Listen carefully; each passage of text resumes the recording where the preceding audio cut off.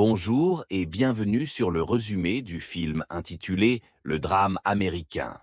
Ici, on explore des mystères fascinants et des découvertes technologiques incroyables. Installez-vous et abonnez-vous pour de vidéos similaires. C'est parti. Tom a littéralement disparu sous leurs yeux. Tout le monde est sorti précipitamment de la voiture, mais il n'y avait personne autour. Juste des ondulations dans l'eau, comme si quelque chose perturbait l'air.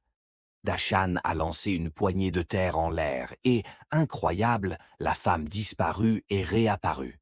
Elle a expliqué à la police qu'elle s'était échappée d'un laboratoire où des expériences humaines avaient lieu.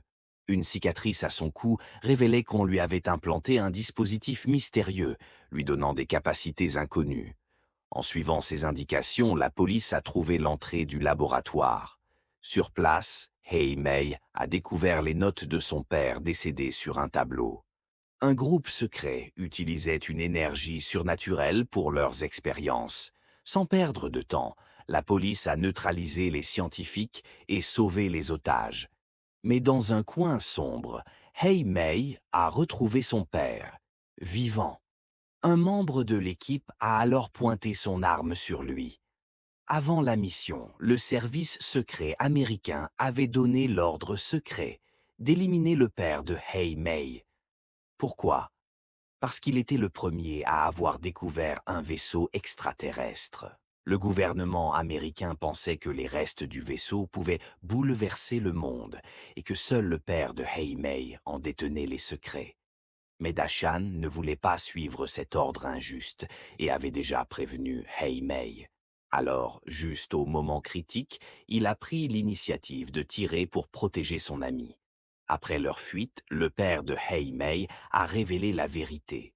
En plus des gouvernements, un groupe secret avait déjà maîtrisé des technologies extraterrestres. Ils avaient implanté un fragment dans les yeux de son père, ce qui l'avait ressuscité. Leur but? Créer un traceur pour localiser un fragment capable de changer le monde. Le père de Hei Mei croyait que l'univers ne se limitait pas à 3 dimensions.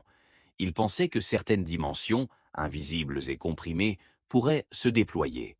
Et ces théories ont été prouvées. Un jour, un écran carré flottant est apparu dans les airs. Curieuse, Pan Mei a lancé un caillou dedans. Mais